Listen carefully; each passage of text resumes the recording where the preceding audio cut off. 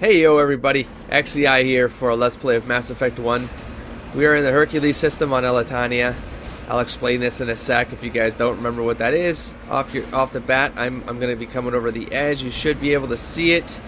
And there you go. So there's the Prothean anomaly. Oh my goodness, and here we go with the crazy Mako acrobatics. Welcome back.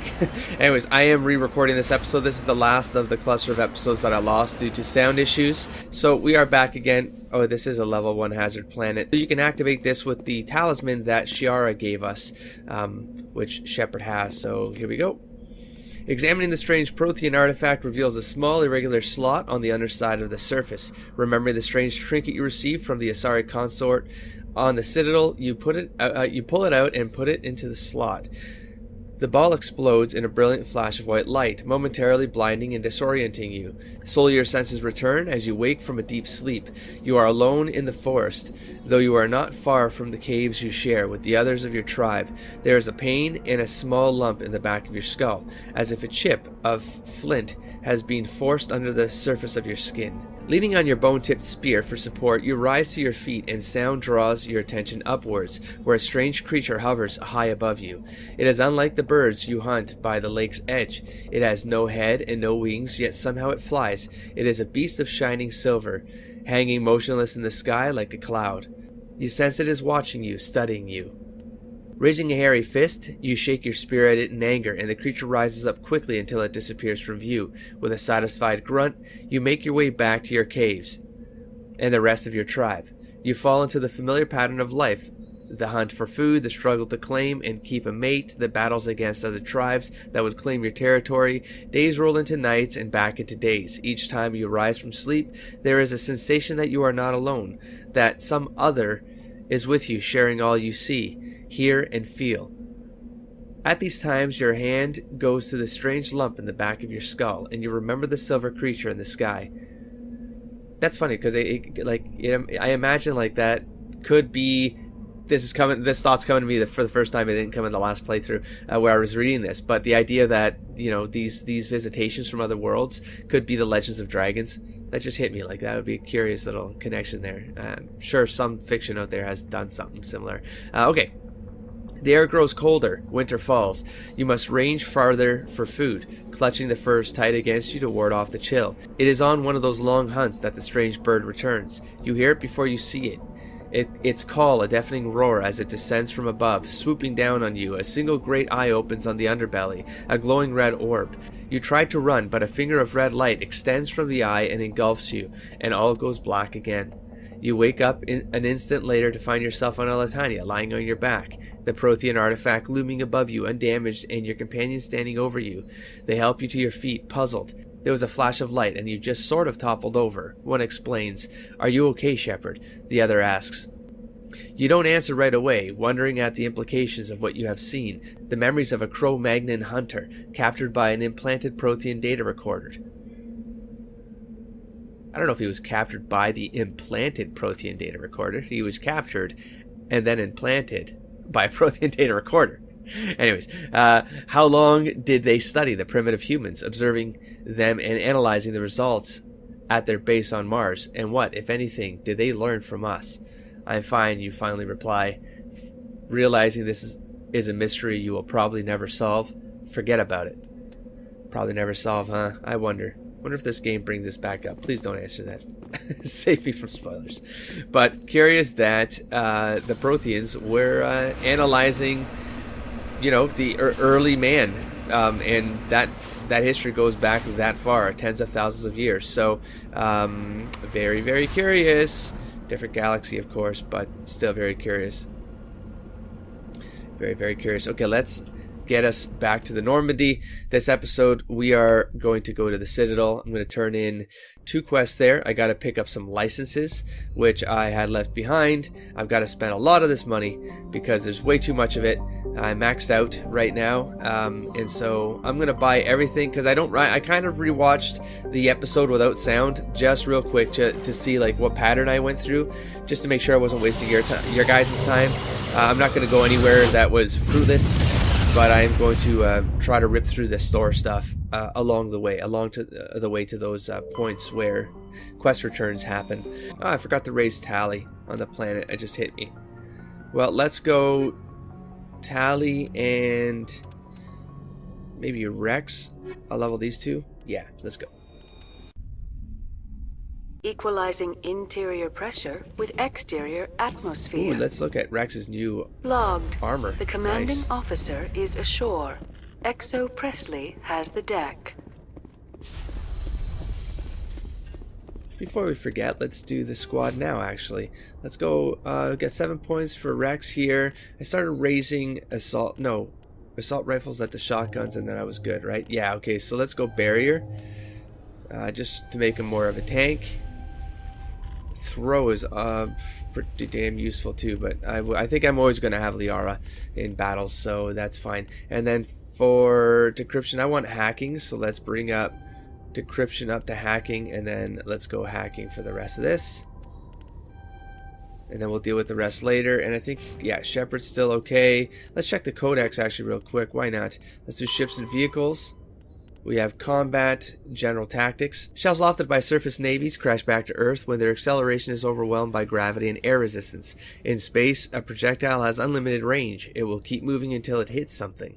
Practical gunnery range is determined by the velocity of the attacker's ordnance and the maneuverability of the target. Beyond a certain range, a small ship's ability to dodge trumps a larger attacker's projectile speed. The longest range combat occurs between dreadnoughts, where projectiles have the highest velocity but are the least maneuverable. The shortest range combat is between frigates, which have the slowest projectile velocities and highest maneuverability. Opposing dreadnoughts open with a main gun artillery duel at extreme ranges of tens of thousands of kilometers. The fleets close, maintaining evasive lateral motion while keeping their bow guns facing the enemy fighters, and launch an attempt to close to disrupt torpedo range. Cautious admirals weaken the enemy with ranged fire and lighter strikes before committing to close action. Aggressive commanders advance so cruisers and frigates can engage. At long range, the main guns of cruisers become useful. Friendly interceptors engage enemy fighters until the attackers enter the range of ship-based Guardian fire. Dreadnoughts fire from the rear, screened by smaller ships. Commanders must decide whether to commit to general melee or retreat into FDL. At medium range, ships can use broadside guns. Fleets intermingle and it becomes difficult to retreat in order. Ships with damaged kinetic barriers are vulnerable to Wolfpack frigate flotillas that speed through the battle space. Only fighters and frigates enter close knife fight ranges of 10 or fewer kilometers. Fighters loose their disruptor torpedoes, bringing down a ship's kinetic barriers and allowing it to be swarmed by frigates. Guardian lasers become viable weapons, swatting down fighters and boiling away warship armor. Neither dreadnoughts nor cruisers can use the main guns at close range. Laying the bow on a moving target becomes impossible. Superheated thruster exhaust becomes a hazard because of dissipation and whatnot. Fairly certain. Okay, there's nothing here, nothing left. Okay, let's get back into the Citadel then. Now let's go to the CSAC office. What's going on here? There we go. Ooh, yeah, that's right. Elevator stuff. Oh, I don't think these two have talked. You guys want to make this entertaining? After years of poor economic performance, fine. ExoGeni has announced that its research colony on Pharos is finally returning a profit. Really? Is New it discoveries and really? a dedicated colonization effort have finally paid off for ExoGeni. ExoGeni's stock Bastards. rose sharply with the announcement, with investors pleased at this surprising news. Yeah, I'm equally surprised. I'm not so certain about pleased. So that's laying some really tainted foundations for the way Joshua Coyote would see ExoGeni in particular. It's obviously they're a corrupt organization. I mean, that's not even just a cover-up. That was a cover-up, but that's an outright lie that's affecting stocks. Okay, first place is I gotta go down to get to this license here. Why am I not running? This has been something I've been meaning to do for so long. I've just forgotten. I'm gonna check these lockers. Not that I was gonna steal from you. Show me what you've got. I'll open the rare stocks for you, Commander. Yes, please. Enjoy. Thank you. First things first, this is what I'm talking about. this stuff. Why oh why. So let's accept that. Let's accept the grenade update. There's another license. That's right. Let's accept that license. Okay, now I'm going to do a grind of just buying. I will update you guys if there's something, you know, interesting. Probably not. So I'll catch you at the next point. Alright, we got some Quarian armor actually in the inventory, which I could put on Tally. It seems better. Ooh, I like the white. I can't turn it around. Shoot. Okay, so that's fine. Let's do that. Let's go. Did I get any new weapons here that should replace? I got an assault rifle. I have a feeling Ashley's got the best one, but I should probably save that breaker to check on Ashley first. But then I don't think anything else is in the 300 range. Nah. So shotgun. Let's do shotguns though. We got an avalanche here. That's the best one I bought. These two right here, and Rex still has the best one. And let's check the pistols again for Coyote. I'm fairly certain I do not. I think I can upgrade his assault rifle. I'm going to put the assault rifle on Shepard right now. That way I can pass it to Ashley when I'm in a fight. For the shotgun, I'll take the avalanche, sure. Let's check the sniper rifle. Nah, I doubt it. Yeah, I only sold enough to get the money maxed out again, to be honest. I did run out of slots though. I bought everything that might have potentially been necessary, but it doesn't look like there's anything else here for us. Everything else is pretty low end, so catch you at the next piece. I think it's going to be the market ward, yeah. Sorry, I meant the financial districts. Because I need to go to this Larian here. I think he has a license I didn't buy. And I'll buy his all his 10 stock as well and do some comparisons. Okay, gotcha. Let's go armors. Let's check armors first. Sure. Turian, Krogan. Heavy Krogan. 52. Yeah. That one's way better. Look at that. Shields. Holy smokes. Done. Next up is upgrades. Let's check the... medical exoskeletons are always useful. You know what? I'm going to take one of those. And the rest are okay, but I don't need them because I'm overloaded with upgrades right now. And finally... Commander, it is good to see you again. Would you care to see some Show me your items. If I said Oh, finally, this one standard. is pleased to do so. Okay, let's see if there's a license in here. There we go. We got a grenade update and a license here. So let's do a grenade update. Let's do the license. Let's buy out the 10s. Yes, this is just the quickest way to do it, okay? And then I'll compare later. Here's the other thing. I didn't do the mission up here, and I don't remember how that kicks off or when it kicks off. I just really don't remember. Yeah. Okay, now we're going to go down into the lower wards. Okay, first up is this guy right here. Welcome back, Earth Clan. Will you be needing... Show me what you've got. And of course, he's got a license. Let's buy out his 10s. I know it seems overkill, but I honestly don't need the money. And then we have the fan right here. I've got an idea, and I wanted to run it by you. Seems kind of sketch right there. Not the correct way to start a conversation there, Conrad. What's on your mind? With so many human colonies being attacked, I'm not sure that one Spectre is enough. What if you signed me on as another Spectre? Yeah, at this point, Coyote would probably be like, huh? You know you're a civilian, right? I mean, not saying anything about that, but it's not how it works, man. I forget how I answered this. Let's see, I'm just going to rethink this. So, I think it's more like the confusion of, wait, am I hearing you correctly? Why would you want to be a Spectre, Conrad? Because I wanted to show the Council what humanity can do, just like you. I'd make a great Spectre. You'd get I killed. read about what you did on Torfin. I'm not afraid to do whatever it takes to get the job done. And at this point, it'd be, thinking that you can do something is different than actually having to do something. And it involves a lot, like that risk is not something people generally think about when they're trying to be patriotic. So, it's not that easy. If you're really willing to do whatever it takes, you'll go home, Conrad. What? I don't understand. And rug pulled out from underneath him. I need people at home. You know what keeps me going out here? Knowing that people back home are keeping humanity strong. You're right. I just got so caught up in all of it. I wanted to help. I'll go home. Thanks for setting me straight. Since all those fan pictures you were taking there, Conrad, you started to think of some crazy things. Paragon +8 right there. Let's go down. Why do I always get confused on how to reach there? I mean, it's literally just down the stairs. Go down the stairs, man. Okay, so then the last guy is the Solarian. Hello Morland. there. Welcome to Morland's famous shop. Yep. Oh, you will be pleased, I think. Okay, armors. Very good things I have. And oh, it's in the other category. Let's do the 10s.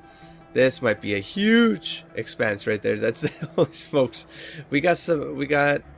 I really don't think I need Torian armor. Krogan heavy. I will check that Krogan heavy 9 though. Well, that's sorry, that's a 6. That's not gonna be better than mine. No. Okay. And then the next one. Well, there we go. Geth license right there. We got some more 10s. Let's just do that. We're at just under 400k. 4 million. Sorry, we're just under 4 million.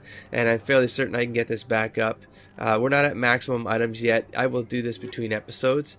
We're going to move this on. I'm going to go up to the Citadel Tower next. Thank you, waypoints. He's on this side. So this is the one with the brother. Any news? Did you find my brother yet? So here's where I can just lie, just be light on him, but that's not the Shepard way. It's gonna just be up front. I mean, he's a soldier, so if you send him on something to like look into something, he's gonna give you an answer back, for the most part. I found your brother's body. His ship was attacked by privateers. Willem's dead? I guess I should have expected this. When his ship dropped out of contact, I just knew. But I kept hoping he might still be alive.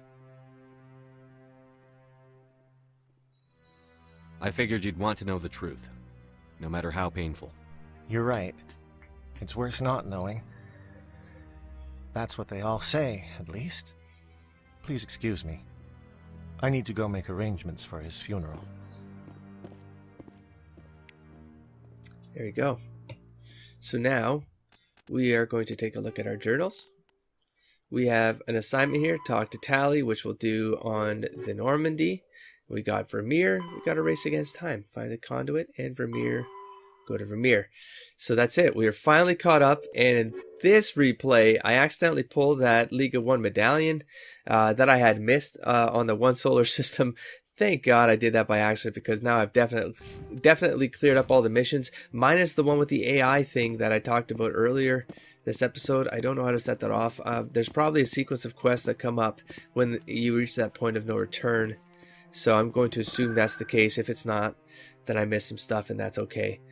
Let's go to the Presidian locations.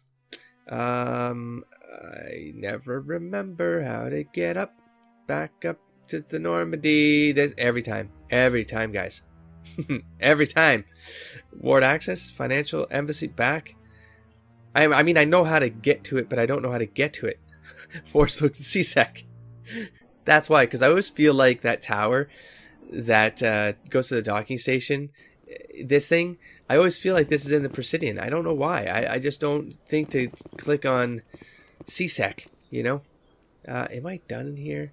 Fairly certain I'm done. Let's go. Elevator, do you want to tell us a story? Tally, Rex, do you want to speak to one another? What's with the helmets, Tally? Are all Quarians shy? Or do you not believe in letting outsiders see your faces? No, living in the clean environment of the flotilla has weakened our immune systems. The environmental suits protect against diseases. Naturally. Anything that isn't constantly challenged grows weak. Ooh. Interesting burn.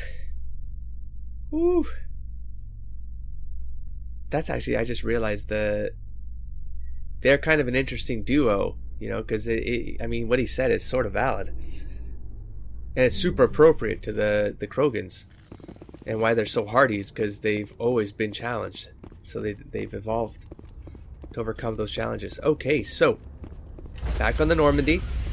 So we have just a couple loose ends to tie up here. Stand by, shore party.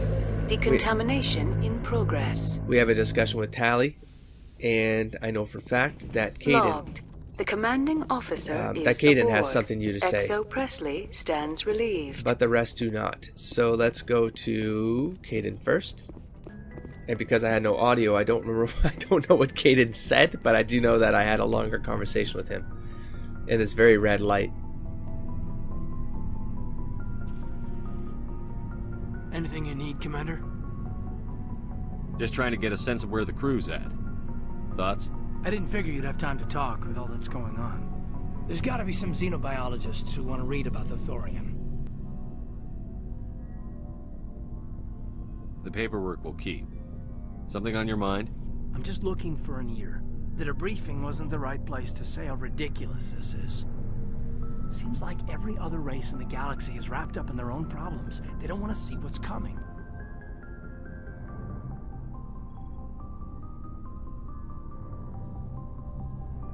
So can I guess this will add to your resentment against aliens? Resentment? I don't know if he's resentment. Against aliens? I mean, I'm not... What makes you think that? Don't tell me you and Vernus hugged on graduation day. Before I met Vernus, I knew as much as any other civilian. Aliens were weird, superior, and tried to tell us what to do. I mean, it's only been 26 years since first contact. That's not a lot of time to understand them. It was Vernus who made me see how human aliens are. They're not different or special. They're jerks and saints, just like us. Hell, by the time I got payback, I didn't even want it anymore. I don't see you snapping very easily. What finally did it? He hurt Rana. Broke her arm. She reached for a glass of water instead of pulling it biotically. She just wanted a drink without getting a nosebleed, you know? Like an idiot, I stood up. Didn't know what I was gonna do, just something. And Vernus lost it. Beat the crap out of me. Kept shouting how they should have bombed us back to the Stone Age. And that's when the knife came up. A military-issue talon, right in my face. I cut loose. Full biotic kick right in the teeth. Almost as strong as I can manage now. But at 17, that's something. Sat down by a kid. Vernus must have hated that. He didn't have time to hate it. I killed him. Snapped his neck. They probably could have saved him if they got him to an infirmary quick enough. But they didn't. Caused a stir when they shipped him home. Bot training was shut down. Kinetics folded a couple of years later. So, yeah, maybe I hated that Turian. I mean, if one ass was enough to judge a whole race, I'd hate humans too. Caden couldn't have been personally responsible for the shutdown of all that stuff, though, because of that incident, was he? Fair enough. Whose side are you on? Right, but it's vice versa, right? It's vice versa. Just like what Sarah's doing shouldn't make people hate all Turians, but you know that's going to happen. That's, I think, personally, I feel like that's one of Ashley's major flaws. I'm curious as a player. I'm going to do this. Yeah. I don't know. You don't seem angry about the Council strong-arming the Alliance. Commander, I thought real hard about how to use my talents. When I swore the oath to defend the Alliance, it wasn't on a whim. If it comes down to it, I am a soldier.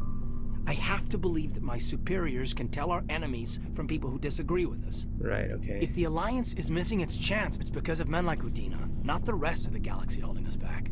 Of course, your opinion is the one that matters, Commander. I like this because I'm a commander and I believe in the structure of the military structure. How that's been my life for the last few years. So it's one of those. But at the same time, especially now that I'm a Spectre, Joshua Coyote would be like, he can see a future where the military might actually be an obstacle for him to play by those rules. He doesn't have to because he's a Spectre, but at this point he's like, no one. I mean, follow him when you're on the field, but outside that, think whatever you want. You're free to believe whatever you want, Lieutenant. Just follow orders. There you go. That's a perfect line sir. right there. I should return to my duties now, Commander. What's your opinion on the last mission? I'm glad there aren't many aliens like the Thorian. I don't think my stomach could take it. Hell of a deal you worked out with John, though. If I ever get a speeding ticket, I want you to be my advocate. We'll talk another time, Lieutenant. Commander? Jean is lucky. Jean is lucky. Yeah. Ah! Oh, come on. I thought Crazy Cam days were over. Like, got a new mouse. By the way, I sort of broke my last... That's something I didn't say in the blog. I broke my last mouse in a fit of rage. I broke the wheel. May or may not have been while playing Mass Effect. Okay, let's go to Tally. Shepard, I need to talk to you. It's important. Is something wrong? You know the data you took from those Geth control nodes? The information you uploaded to Alliance Control? I want a copy of it.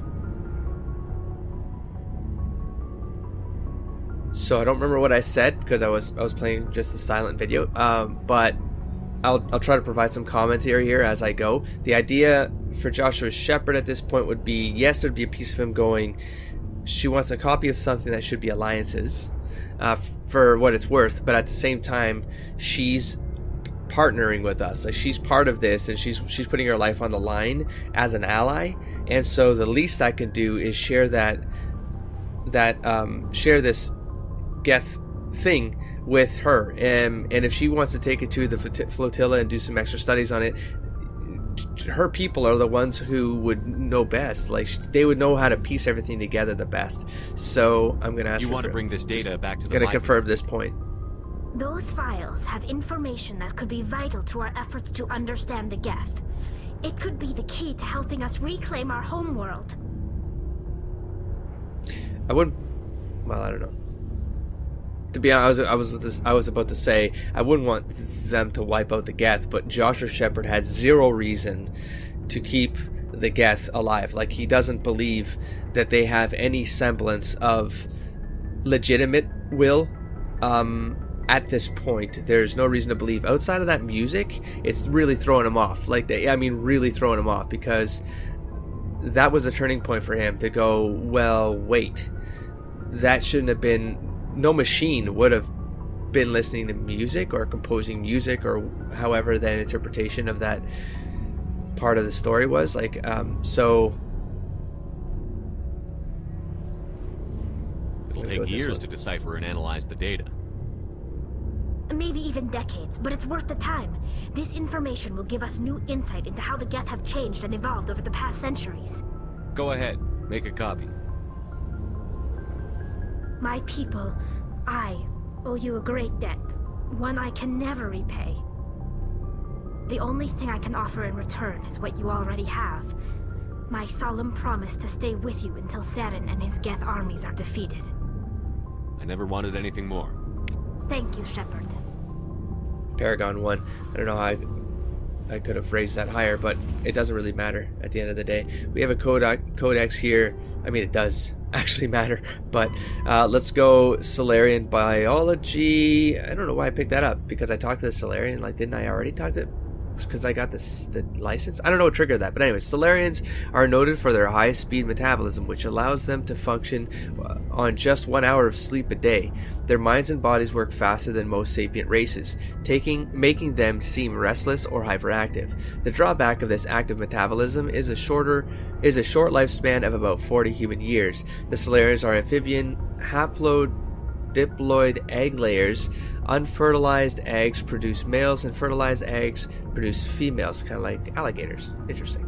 Once a year, a Solarian female will lay a clutch of dozens of eggs. Social rules prevent all but a fraction from being fertilized. As a result, 90% of the species is male. Solarians have photographic memories and rarely forget a fact.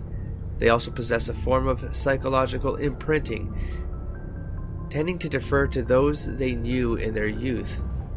Interesting points here. Solarian hatching is a solemn ritual in which the clan Dalatras, the matriarch, isolates herself with the eggs. The young Solarians psychologically imprint on her and tend to defer to her wishes. During the hatching of daughters, the Dalatrases of the mother and father's clans are present at the imprinting.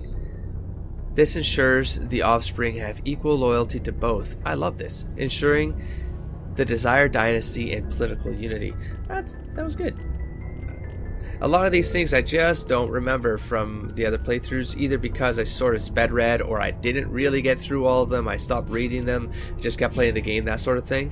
So I love the fact that I'm almost like I'm forcing myself to read through these because I want to have the fullest experience for the actual Let's Play, and in particular for what I'm bringing to Mass Effect 2, which will be played blind. I want to have as much in-game lore in my head as possible. I don't read anything online. For all intents and purposes, I'm getting a lot more lore in this playthrough than any of the other playthroughs I did with this game. I'm going to end this episode here.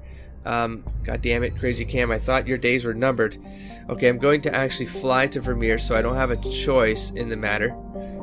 I don't want to back up out of anything. I feel like we're in a perfect place to we're finally caught up on the episodes I lost. Let's go to Vermeer, let's go to Hawk. Yes, there's going to be no special footage here. Let's get a standard flyaway. And then before we land on Hawk, I'm going to go through the requisitions officer. I'm going to buy anything new that's a level 10, possibly check out the level 9s, do a cycle of all our equipment, make sure that all the characters are up to date, and then we're going to push off Endgame. Yeah, and the decisions that will bring about, which I'm sure you guys know what I'm talking about. I have an idea, but we'll get to it when we get to it, okay? Don't forget to explore, engage, and inspire. Peace, everybody.